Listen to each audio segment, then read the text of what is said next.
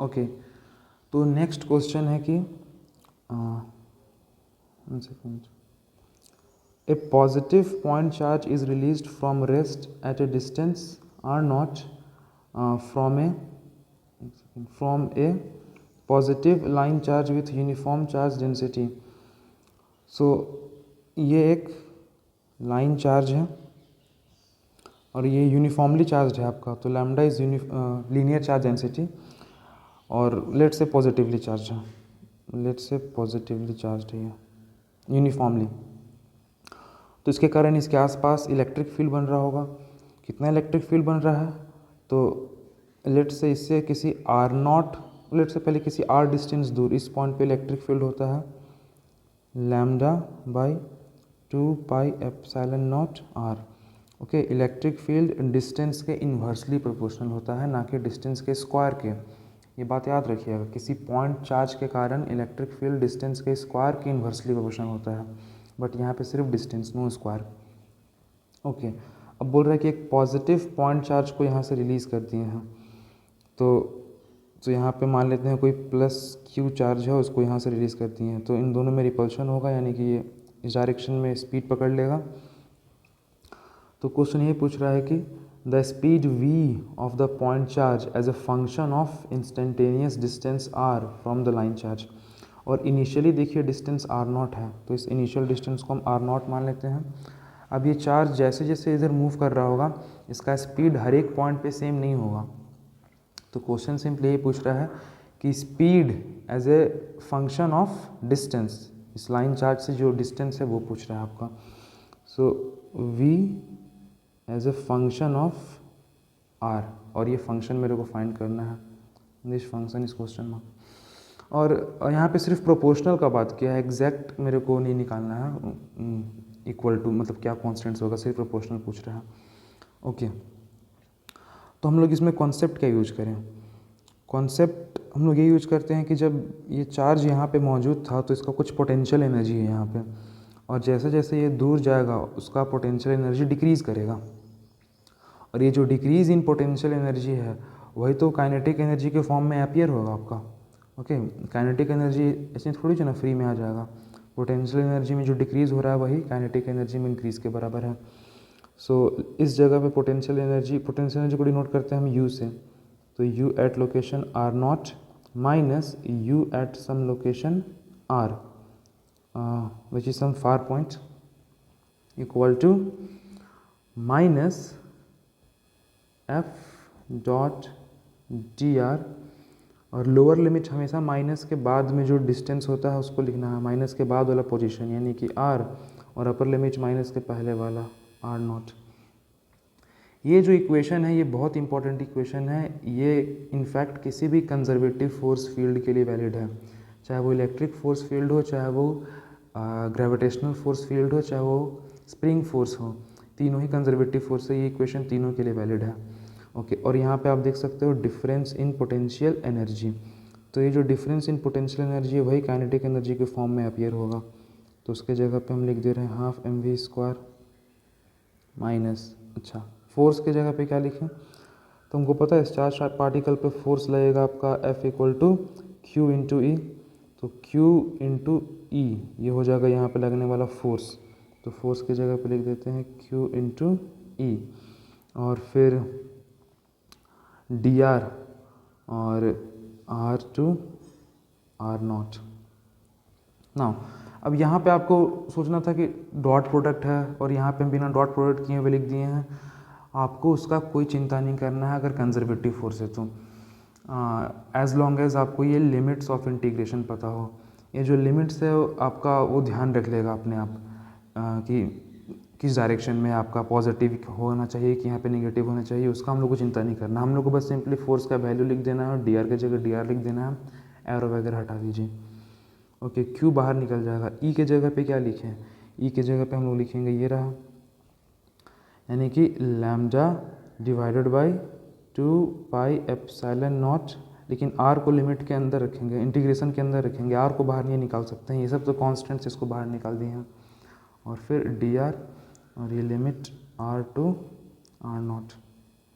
Okay, ना इसका integration क्या होगा, ये LHS है half mv square equal to, ये कुछ कांस्टेंट है which I don't care, minus some constant c, this whole thing is some constant c. Okay, integration of 1 by r is actually ln r log r and from r to r naught. और अगर ये minus sign हम इस्तेमाल कर दें तो ये limit जो है वो पलट जाता है, यानी कि ये कांस्टेंट टाइम्स ln r, अब ये लोअर लिमिट हो जाएगा r नॉट और अपर लिमिट हो जाएगा आपका r. तो ये कैसे सॉल्व होता है, पहले अपर लिमिट पुट करेंगे r, तो r के जगह पे r ही रखना है, फिर माइनस ln r के जगह पे lower limit r naught. So ये हो जाएगा c ln r minus r naught, यानी कि r divided by r naught, और यहाँ पर था half mv square. So v equal to क्या हो जाएगा, ये 2 मल्टीप्लाई हो जाएगा, मास डिवाइड हो जाएगा, और ln r divided by r naught, और यहाँ पास v पे स्क्वायर था तो हटाएंगे तो इस पूरे पे रूट आ जाएगा. नाउ ये तो पूरा कांस्टेंट है, सिर्फ वेरिएबल पार्ट इतना दूर है, यानी कि रिजल्ट निकल के आया v is directly proportional to square root of ln r divided by r naught. ऐसा कोई ऑप्शन है, ये रहा option number A. Okay, so the next question is a system of 3 charges are placed as shown in figure. So ये रहा आपका एक charge plus q, एक charge minus q, separated by distance d, यानी कि तो डायपोल हो गया, और ये एक चार्ज आपका कैपिटल Q, और जो कि डायपोल के सेंटर से d डिस्टेंस दूर है. अच्छा, लिखा हुआ है कि if capital D is very very large then small d. Okay, so far point के लिए बात कर रहे हैं. The potential energy of the system is best given by. तो इस पूरे सिस्टम का मेरे को पोटेंशियल एनर्जी निकालना है. तो सबसे पहले तो पोटेंशियल एनर्जी निकाल लेते हैं. ये सिर्फ इन दोनों चार्जेस का सिस्टम के कारण, यानी कि सिर्फ डायपोल का. तो 2 चार्जेस है तो हो जाएगा potential energy 1/4 pi epsilon not q into minus Q, यानी कि माइनस क्यू स्क्वायर, और उनके बीच का जो d डिस्टेंस है यानी कि d. Okay, potential energy of A 2 charge system का फॉर्मूला होता है 1/4 pi epsilon not q1 q2 by d plus. और अब इस कैपिटल Q चार्ज का भी पोटेंशियल एनर्जी निकालना है इस पूरे कन्फिग्रेशन के कारण. तो हम लोग बोल सकते हैं कि ये एक डायपोल है, और डायपोल से किसी फार पॉइंट पे, किसी दूर वाले पॉइंट पे पोटेंशियल का फॉर्मूला क्या होता है. तो potential due to a dipole at a far point equal to 1/4 pi epsilon naught p cos theta divided by r square, ये होता है. Where p is dipole moment, cos theta क्या है, cos थीटा में थीटा एक्चुअली है आपका angle between dipole moment vector and position vector. Okay, so 1/4 pi epsilon naught p होता है आपका charge into separation between the charges, यानी कि q इंटू डी. और cos थीटा यहाँ पे कितना होगा, तो उसके लिए सोचिए, डायपोल का डायरेक्शन होता है हमेशा माइनस से प्लस q की तरह, तो डायपोल मोमेंट का डायरेक्शन इधर है, दिस इज p, एंड ये रहा सेंटर ऑफ द डायपोल, और उससे राइट की डायरेक्शन में है पोजीशन वेक्टर, क्योंकि इस पॉइंट पे चार्ज रखा हुआ है, तो राइट के डायरेक्शन में है पोजीशन वेक्टर. तो दोनों के बीच में एंगल क्या हो जाएगा, 180 डिग्री अपोजिट है, और cos 180 डिग्री का वैल्यू तो होता है -1, यानी कि यहाँ पे हो जाएगा -1, और डिवाइडेड बाई जो भी डिस्टेंस है उसका स्क्वायर. तो डिस्टेंस ये रहा, कैपिटल D दिया हुआ है, d का स्क्वायर, मतलब कि 1/4 पाई एप्सिलॉन नॉट कॉमन आ जाएगा, minus q square by d, और प्लस माइनस माइनस, और QD by D square. Actually ये सिर्फ पोटेंशियल है, यहाँ थोड़ा सा मिस्टेक हो गया, ये तो सिर्फ पोटेंशियल. अगर पोटेंशियल एनर्जी निकालना है आपको तो उस पॉइंट पे जो चार्ज रखा हुआ उस चार्ज से मल्टीप्लाई भी करना पड़ता है, तो ये तो पोटेंशियल है. हम लोग यहाँ पे पोटेंशियल एनर्जी निकाल रहे हैं, तो यहाँ पे चार्ज कैपिटल Q रखा हुआ था उस पॉइंट से, तो Q से मल्टीप्लाई भी कर देंगे. हाँ, नाउ इट्स करेक्ट. तो ऐसा कौन सा ऑप्शन है, ये minus q square by D और minus q D by D square. So option number D सही हो जाएगा। Next question is a capacitor with capacitance, ये कैपेसिटेंस होगा इस नहीं होगा, 5 microfarad is charge to 5 microcoulomb. If the plates are pulled apart to reduce the capacitance to 2 microfarad, how much work is done. So look, मेरे पास ये capacitor है जिसका कि कैपेसिटेंस है अभी 5 माइक्रोफेराड और इस पर कुछ चार्ज दिया गया है आपका 5 माइक्रोकूलम का, मतलब कि इस पर आ जाएगा +5 माइक्रोकूलम, इस पर क्या आ जाएगा -5 माइक्रोकूलम। ओके, तो ये कुछ एनर्जी स्टोर कर लेगा। अब बोल रहा है कि if the plates are pulled apart to reduce the capacitance, तो समझिए आप इस प्लेट को पकड़ के इधर पीछे खींच रहे हैं, तो आपको कुछ वर्क करना पड़ेगा। क्यों वर्क करना पड़ेगा? क्योंकि इस रीजन में इलेक्ट्रिक फील्ड बना हुआ है आपका, क्योंकि कैपेसिटर चार्ज्ड है और ये इलेक्ट्रिक फील्ड जो है इन दोनों प्लेट्स को अट्रैक्ट कर रहा है, मतलब दोनों प्लेट्स को पास पास आना चाह रहा है। कुछ वर्क करना पड़ेगा खींचने के लिए। तो और हम लोग जब खींचेंगे तो इन दोनों प्लेट्स के बीच का सेपरेशन बढ़ेगा, यानी कि कैपेसिटेंस बढ़ेगा। ये कैपेसिटेंस C = फॉर्मूला क्या होता है, ε0A/d। तो डिस्टेंस बढ़ने से कैपेसिटेंस घट जाएगा। तो अब बोल रहा है कि कैपेसिटेंस कट हो गया है आपका सिर्फ 2 माइक्रोफेराड, सॉरी यहाँ पे कूलम नहीं है, ये माइक्रोफेराड है। ओके, नाउ अब इस कॉन्फ़िगरेशन में चार्ज तो उतना ही रहेगा, 5 माइक्रोकूलम चार्ज तो उतना ही रहेगा आपका, चार्ज में चेंज नहीं होगा। चेंज किस में हो गया आपका, कैपेसिटेंस में। सो न्यू एनर्जी कुछ हो गया होगा, इसका एनर्जी एक्चुअली बढ़ गया होगा। इस केस में जो एनर्जी होगा इस कैपेसिटर पे इस वाले के मुकाबले ज़्यादा होगा, क्योंकि हम लोग कुछ वर्क डन किए हैं और हम लोग जो वर्क किए हैं उसी से इसका एनर्जी बढ़ गया। तो क्वेश्चन सिंपली ये पूछ रहा है हाउ मच वर्क, कितना वर्क किए हम लोग। तो बहुत सिंपल है, आप निकालो कि पहले इसका पोटेंशियल एनर्जी क्या था, UI। तो उसके लिए फॉर्मूला यूज कर लेना Q²/2C। आपको चार्ज पता है, आपको कैपेसिटेंस भी पता है, और फाइनल पोटेंशियल एनर्जी क्या है इसका, तो इसके लिए भी सेम फार्मूला लगा देना है Q²/2C। दोनों जगह पे चार्ज सेम रहेगा, लेकिन यहाँ पे कैपेसिटेंस CI कर दे रही है इनिशियल, जो कि 5 माइक्रोफेराड, और यहाँ C फाइनल यानी कि 2 माइक्रोफेराड। और इन दोनों के बीच का जो डिफरेंस होगा यानी कि डेल्टा UI - UF करेंगे, ठीक है, इनिशियल माइनस फाइनल, क्योंकि इनिशियल ज़्यादा है तो ज़्यादा माइनस कम, और ये जितना आएगा उतना ही क्या किए हम लोग वर्क किए। तो ये कैलकुलेशन आप लोग खुद से कर लेना, इसका ऑप्शन आपका सही ऑप्शन डी होगा answer. Next question is A parallel plate capacitor has 1 microfarad capacitance, one of its two plates is given +2 microcoulomb charge and other plate +4 microcoulomb charge. The potential difference across the capacitor is okay। तो हम लोगों को तो आदत है कि किसी capacitor का दोनों प्लेट्स पे आपका सेम मैग्नीट्यूड में चार्ज रहे, बस पोलैरिटी अपोजिट हो, एक पे +Q दूसरे पे क्या आपका -Q। बट ऐसा कोई ज़रूरी नहीं है, हो सकता है दोनों पे आपका सेम पोलैरिटी वाला चार्ज हो और मैग्नीट्यूड भी अलग अलग हो, जैसे कि इस जगह पे है कैपेसिटर का प्लेट्स पे एक पे दिया गया है चार्ज +2 माइक्रोकूलम का, दूसरे पे आपका चार्ज है +4 माइक्रोकूलम का। तो इस केस में हम बोलेंगे कैपेसिटर पे नेट चार्ज कितना है। इस जगह पर तो हम लोग बोलते थे कि कैपेसिटर पे जो चार्ज है आपका नेट चार्ज तो एक्चुअली 0 हो जाएगा, सिर्फ चार्ज होने कैपेसिटर, नेट छोड़ देते हैं, सिर्फ चार्ज होने कैपेसिटर हम लोग बोलते हैं कितना है आपका Q। अच्छा, हम लोग ये Q कहाँ से आया, थोड़ा इसके लिए एक्सप्रेशन सोच सकते हैं। अगर आप इन दोनों का डिफरेंस लेते हो, यानी कि ये +Q माइनस Q और उसको 2 से डिवाइड कर देते हो, तो इनफैक्ट यही निकल के आता है आपका चार्ज ऑन कैपेसिटर। करके देख लीजिए, Q माइनस माइनस प्लस हो जाएगा, यानी कि 2Q डिवाइडेड बाई 2, 2 से 2 कैंसिल हो जाएगा, Q आ गया। ओके, तो किसी कैपेसिटर पे अगर चार्ज निकालना है तो सिंपली आप डिफरेंस ले लो दोनों का, हायर माइनस लोअर, और उसको 2 से डिवाइड कर दो।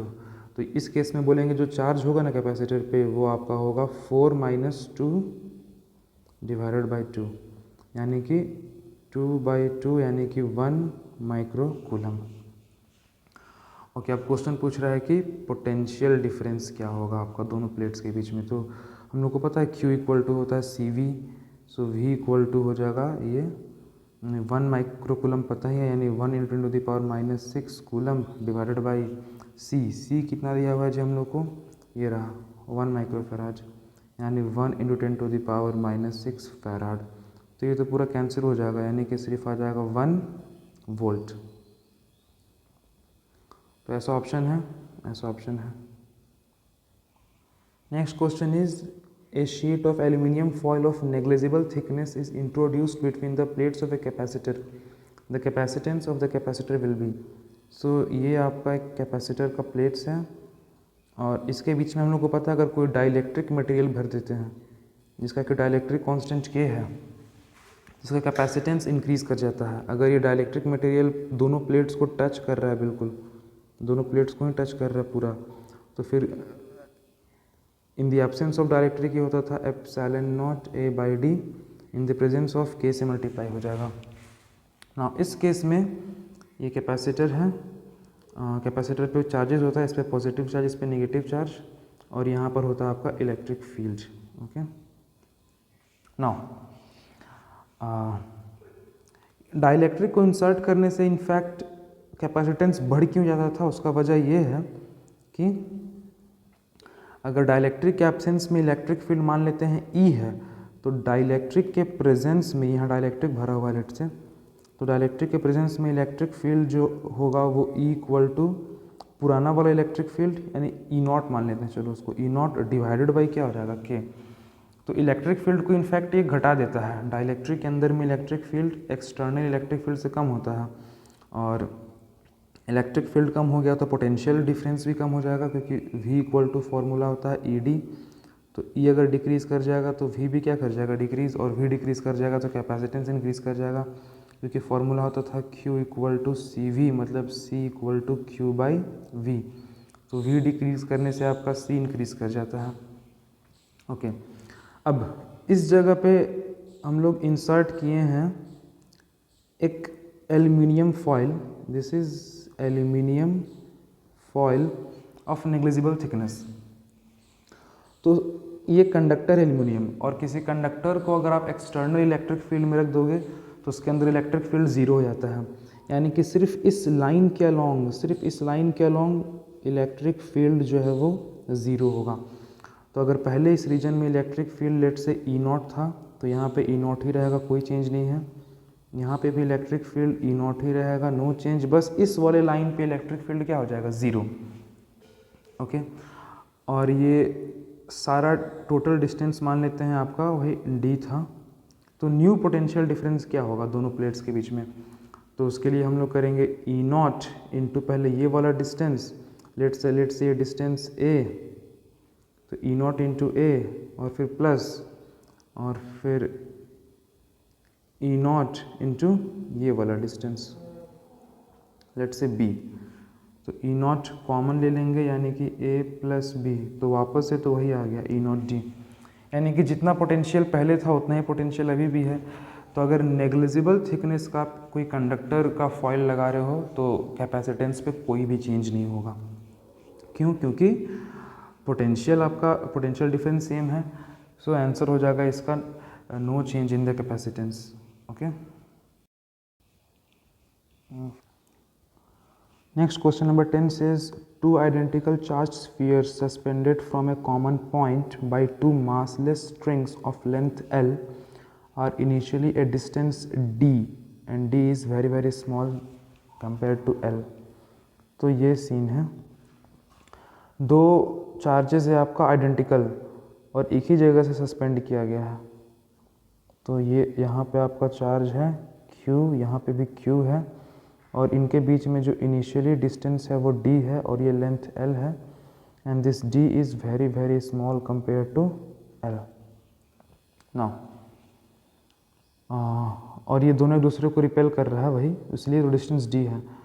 The charges begins to leak from the spheres at a constant rate, as a result charges approach each other. तो ये इन दोनों ही स्फीयर्स में से चार्जेस लीक करना शुरू कर देता है, जिससे दोनों पास पास आना शुरू करेगा तो इनके बीच का डिस्टेंस डिक्रीज़ होगा। तो और ये दोनों चार्जेस पास पास आएगा, किसी स्पीड से आएगा, तो यहाँ पे लिखा हुआ है कि ये अप्रोच कर रहा है एक दूसरे को with velocity v, then as a function of distance x between them is, यानी कि v और x के बीच का रिलेशन पूछ रहा है कि v x पे कैसे डिपेंड कर रहा है। ओके, तो एक फ्रेश डायग्राम बनाते हैं यहाँ पे, और ये एक्चुअली में दोनों चार्जेस के बीच का डिस्टेंस बहुत कम है, नेग्लिजिबल है compare to the length l, but बस समझने के लिए यहाँ पे हम लोग बहुत बड़ा बना है। और ये डिस्टेंस हम x ले रहे हैं, d क्यों नहीं, क्योंकि d तो बस एक स्पेशल वैल्यू है x का स्टार्टिंग में, और x जो है वो इन जनरल कोई भी डिस्टेंस है जो टाइम के साथ x डिक्रीज़ कर रहा है। ओके, तो इस पे लगने वाला सारा फोर्सेस, इस पे चार्ज q है, इस पे भी चार्ज q है, तो दोनों एक दूसरे पे इलेक्ट्रोस्टैटिक फोर्स ऑफ रिपल्शन लगा रहा होगा। तो इधर इस पे फोर्स लग रहा होगा आपका कितना, यहाँ बना देते हैं, अच्छा रहेगा। इस तरफ फोर्स लग रहा होगा आपका q into Q square divided by distance x square, और वो कांस्टेंट 1/4 पाई एप्सिलॉन नॉट, तो उसको हम सिंपली k लिख दे रहे हैं, k q square divided by x square. इस तरफ इस पे लग रहा होगा टेंशन T, और नीचे की तरफ लग रहा होगा mg, और लेट से ये वर्टिकल के साथ एंगल थीटा बनाया है, तो ये भी एंगल थीटा हो जाएगा। तो इसको दो कंपोनेंट में तोड़ दें, ये वाला कंपोनेंट और ये वाला कंपोनेंट, ये हो जाएगा t cos थीटा और ये हो जाएगा t sin थीटा। सो t sin थीटा ये हो जाएगा k q square divided by x square, t cos theta ये देखिए, ये t cos थीटा mg के बराबर है, यानी कि mg। और अगर हम डिवाइड कर लेते हैं तो यहाँ पे हो जाएगा tan theta equal to k q square by m g x square. Now मेरे को velocity as a function of x निकालना है ना, ठीक है। tan थीटा के जगह पे भी देखिए कुछ वैल्यू रख सकते हैं। ज़रा इस ट्रायंगल में ध्यान से देखिएगा, अगर इस ट्रायंगल को हम कंप्लीट कर देते हैं तो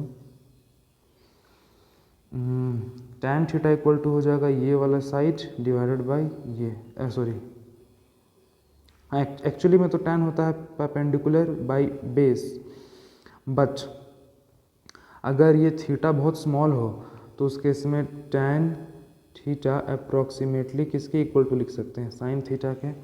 ऐसा इसलिए कर रहे हैं क्योंकि मेरे को ये डिस्टेंस नहीं पता, लेकिन ये तो पता है ना, लेंथ है तो, और थीटा यहाँ पे स्मॉल है तो हम लगा सकते हैं ये अप्रॉक्सीमेशन, यानी कि ये डिस्टेंस कितना हो जाएगा पहले तो ये पूरा है x, यानी ये हो जाएगा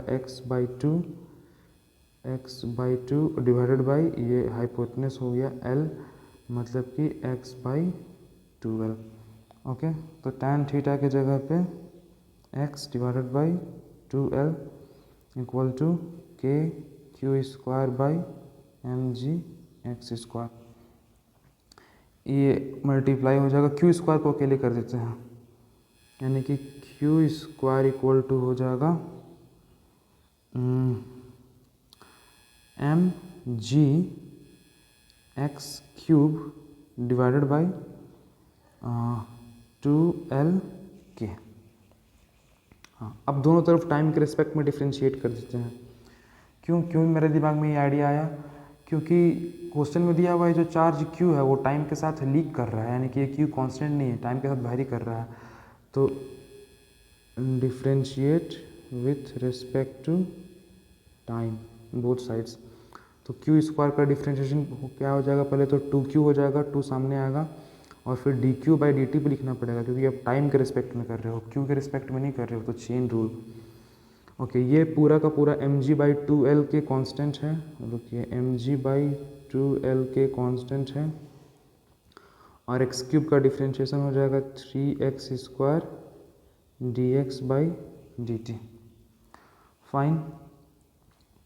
ओके, फिर 2 और इस q के जगह पे q का वैल्यू भी रख दे रहे हैं, तो यहाँ से स्क्वायर हटाएंगे तो इस पूरे पे स्क्वायर रूट आ जाएगा, यानी कि mg बाई 2L के एक्स क्यूब पूरे का पावर 1/2, फिर d q by d t जो कि ये कांस्टेंट है क्योंकि चार्ज कांस्टेंट रेट से लीक हो रहा है, equal to m g divided by 2L के 3x स्क्वायर, और ये dx बाई डी टी क्या है, वही तो वेलोसिटी v है आपका, स्पीड v हो गया। नाउ अब अगर ध्यान से देखते हैं तो इसमें क्या क्या कांस्टेंट है, क्या क्या वेरिएबल है। v एक वेरी कर रहा है और x वेरी कर रहा है, और बाकी सब कुछ तो देखा जाए तो कांस्टेंट है। 2mg/2l के dq/dt mg/2l के कांस्टेंट है। तो v को इधर छोड़ देते हैं और x स्क्वायर को उस तरफ लेके जाते हैं, तो यहाँ पे हम लोग देख रहे हैं कि x का पावर है 3 और उस पर भी पावर है 1/2, यानी x का पावर 3/2, और ये x स्क्वायर इधर जाके डिवाइड हो जाएगा, डिवाइडेड बाई एक्स स्क्वायर। और बोलेंगे बाकी, तो बोलेंगे बाकी सब तो कांस्टेंट है आपका, तो इक्वल टू सम कांस्टेंट हम लिख दे रहे हैं, k नहीं क्योंकि k तो पहले यूज कर चुके हैं, k नहीं, equal to some constant c। So v equal to हो जाएगा c x to the power 3/2 minus 2, मतलब कि c x to the power -1/2, मतलब कि वेलोसिटी जो है वो डायरेक्टली प्रोपोर्शनल है x का पावर -1/2 के। और क्वेश्चन में ये पूछ रहा था कि वेलोसिटी कैसे x पे डिपेंड कर रहा है, ये देखिए, ये 4 ऑप्शन में से ये ऑप्शन सही हो जाएगा, velocity directly proportional to x to the power -1/2।